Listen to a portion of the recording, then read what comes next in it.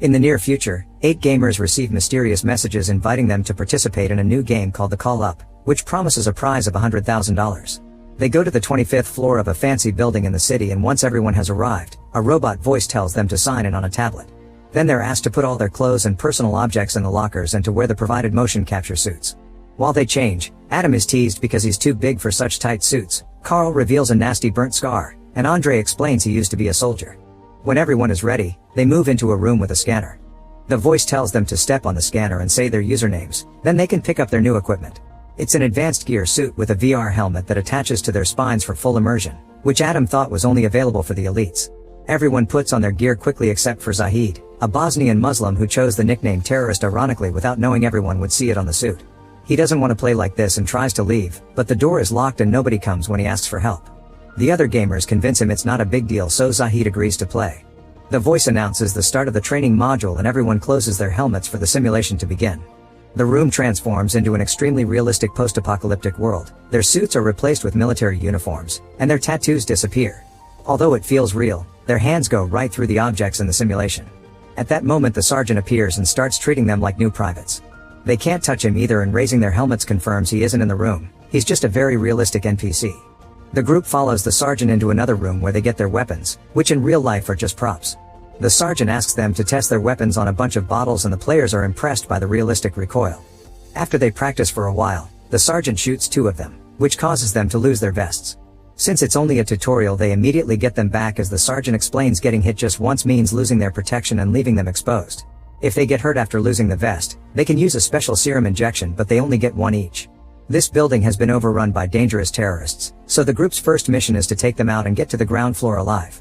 Those who succeed will get the cash prize in real life.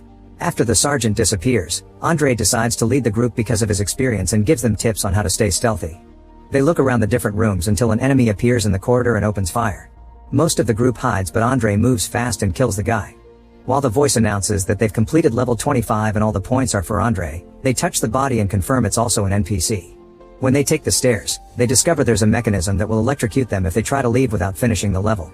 The group enters level 24 and finds more advanced weapons, so Andre teaches them how to use them. They move into the main room and Marco kills the first enemy that appears. Gaining confidence, most of the players begin running around and using random objects for cover while bringing down all the terrorists. Adam wastes all his bullets without landing a single shot, so Andre cuts in to shoot the guy and gets hit in return, so he loses his vest. Meanwhile, Taylor is having a panic attack. It turns out that a friend of hers received the invitation and she came in her place, but she can't handle the game's realism. Shelley tries to comfort her and remind her that this is just a game, but when it's her turn to shoot someone she can't do it either. The terrorist approaching the girls is killed by Carl, who is then shot and loses his vest too. Carl tries to surrender, but the enemy shoots him again, so Shelley runs out to kill the guy.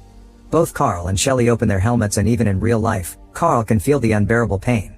They return to the game and Andre injects Carl with the serum to instantly heal him. A traumatized Carl opens his helmet again to throw up in real life and says this can't be a game. Afterward, the whole group opens their helmets to take a break. While Adam finds new weapons, Carl explains he felt real shocks and theorizes this must be a reality TV show. Zahid panics and tries to take off his suit but can't, so Marco thinks it's a test. Then Zahid points out this could be an experiment by the military and Marco agrees, saying that Andre must be their inside man. An argument ensues and things get tense, so Andre goes to the bathroom to calm down. The players don't realize the game is still going and the terrorists they killed are revived. One of them corners Andre in the bathroom and he only gets to close his helmet before he gets shot down. He wants to heal himself, but he's already used the serum on Carl. The others hear noises and close their helmets too, only for Edward to immediately get shot down. The group runs to hide and Taylor tries taking the stairs, but the level isn't completed yet, so she's blocked. Soon the terrorists are opening fire and the team defends themselves the best they can. Edward heals himself with a serum while Andre drags his bleeding body through the corridors. When Adam throws a grenade, he kills all the remaining enemies and the level is finally over with Adam taking the high score. Without the gunshots, the team can finally hear Andre asking for help. At that moment, Andre opens his helmet and hears a timer before his brain is electrocuted, causing him to convulse for several minutes. By the time the others find him, Andre is already dead. Shelley tries doing CPR to no avail. The voice announces they can proceed to the next level, but the group doesn't want to play anymore. They notice some blood on the ground and realize the helmet killed Andre, so they try to take them off, but it's impossible. Zahid panics and grabs a fire extinguisher as he asks for help with a test. Carl volunteers and hits Zahid with the extinguisher a couple of times, but the helmet still won't come off. At that moment they're called into the game by the sergeant, who walks right through Carl before kicking Zahid a few times to punish him for breaking the rules. Since the sergeant warns them about punishments for not playing, the group has no choice but to keep moving. They go through several levels without much trouble, although on each floor they must learn to use new weapons and deal with new game mechanics. In the room with a gas leak they can't use fire weapons and instead they have to get knives to fight hand to hand. Having to kill someone face to face makes Taylor's anxiety worse and Shelley promises her she'll get her out of there. As they continue to go down, most of the team loses their vests. During a serious gunfight both Carl and Adam get shot down, so Shelley and Marco help them with their serums.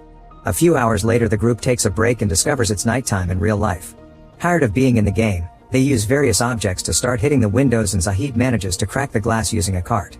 At that moment the sergeant appears again and starts beating Zahid up with much more strength than last time. Zahid tries to run away by taking the stairs, but the sergeant kicks him down and the resulting fall causes Zahid to break a leg. Before leaving, the sergeant announces that the next person who tries to escape will be killed.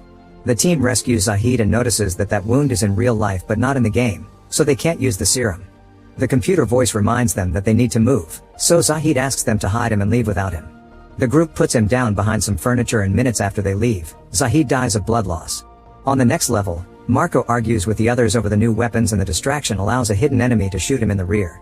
While the team fires back, Taylor runs to hide in a bathroom stall. After lots of shooting a grenade ends the fight again and Shelley helps Marco with a serum. The team realizes Taylor is missing and goes looking for her. A terrorist appears in the bathroom and starts checking the stalls one by one. Shelley hears him so she bursts through the door and stabs the guy first. The level ends and Edward gets the high score, putting him in first place on the board. While taking a break, the team discusses their lives and realizes all of them have no family, which means they were chosen because nobody would look for them. This way they can get killed and the company won't get consequences. The group moves to the next level and finds the sergeant beating up a hostage. He explains there's a bomb in the basement that will blow up the building and kill them all if they don't stop it soon. The only way to disarm it is to get the code from the hostage. Since the guy is connected to voltage transmitters, Edward doesn't hesitate to start electrocuting him without mercy. After begging for his life to no avail, the terrorist says a word and Adam writes it on the computer. However, this actually activates the bomb and there are only 30 minutes to manually override it before it explodes. While the sergeant leaves, the hostage laughs at them and Taylor kills him. A furious Marco blames Adam for this and tries punching him but gets his hand hurt on the helmet, so he opens it to punch his actual face. When Taylor tries to stop him, she gets hit as well. At that moment the sergeant's yelling voice can be heard saying he's holding the elevator door open. The team rushes to get inside and the elevator starts going down, only to stop rather abruptly. The doors don't fully open so Marco pulls to create enough space for everyone to come out. However, when Adam tries to leave, Marco blocks him as punishment and they both end up stuck inside. The elevator takes them to the third floor and closes after they come out. The duo sees a crashed helicopter outside the window before they start advancing through the level. Marco forces Adam to go first and Adam manages to kill a terrorist, but he also runs out of ammo. This doesn't stop Marco from pushing Adam ahead, keeping him as a shield. This allows Marco to run and hide while Adam is shot down, and in a few seconds he's dead. With only 15 minutes left Marco has a breakdown, but he doesn't hesitate to move when the voice announces this level is finished. Meanwhile on the fourth floor, the rest of the team finds some weapons and starts searching the area. Suddenly a terrorist throws a smoke grenade and Carl has to step back as he has a panic attack. Shelley rushes to check on him and Carl explains he lost his girlfriend during the fire that gave him the scar. He blames himself for not saving her and now smoke is a trigger for him. With a few words, Shelley calms him down and convinces him to keep moving. The team continues to go through the different levels and reaches floor 1 with almost no ammo. While the others keep fighting the terrorists, Taylor searches the area and finds some serum. Suddenly Marco appears behind her and asks for the injection but Taylor refuses, so Marco shoots her to death. When Carl comes looking for Taylor, Marco pretends he's being attacked and ignores him. Carl finds Taylor's body and after freaking out, he sees she's written Marco's username with her blood. A furious Carl opens his helmet and attacks Marco in real life, landing a few kicks before trying to choke him. However, Marco pushes Carl against a wall and brings him down to hit him until they separate. Carl retaliates by hitting Marco with a fire extinguisher but Marco kicks him off. When Marco gets ready to shoot Carl, the sergeant appears and starts beating him up. After a few punches, the sergeant grabs Marco by the neck and strangles him until he dies. After finding the bodies, the 3 remaining players start making their way down with only 7 minutes left. When they reach the basement, the voice says this is the final level. The trio grabs the new weapons and searches the floor, killing the terrorists they find along the way. Whenever there's an opening they try to move toward the bomb, but the enemies just keep coming. Carl throws a grenade and finishes the fight, so now they can move faster. However, a surprise terrorist appears in a van and quickly shoots Carl down while Shelley and Edward run to hide. While Carl searches for his serum injection, Shelley hears there are only 2 minutes left and tries to run to the bomb, only to be shot down too. Carl gets shot again as he moves toward her and heals her instead. He tells her to win before dying by her side. Edward then uses a bazooka to kill the last enemy and runs to stop the bomb with just a second left. Afterward, the sergeant shows up to congratulate them on winning. Edward starts repeating the sergeant's speech, revealing he's been the company's inside guy all along. The simulation ends and a bunch of men in black come in to put Shelley to sleep before they start cleaning the building and getting rid of the bodies. The game server deletes all the information on the players and initiates the shutdown sequence. In the morning, Shelley wakes up in her normal clothes and finds Edward in a suit helping the crew take care of everything. He gives her the bag with the cash prize, and when she threatens to go to the police, he points out nobody will believe her.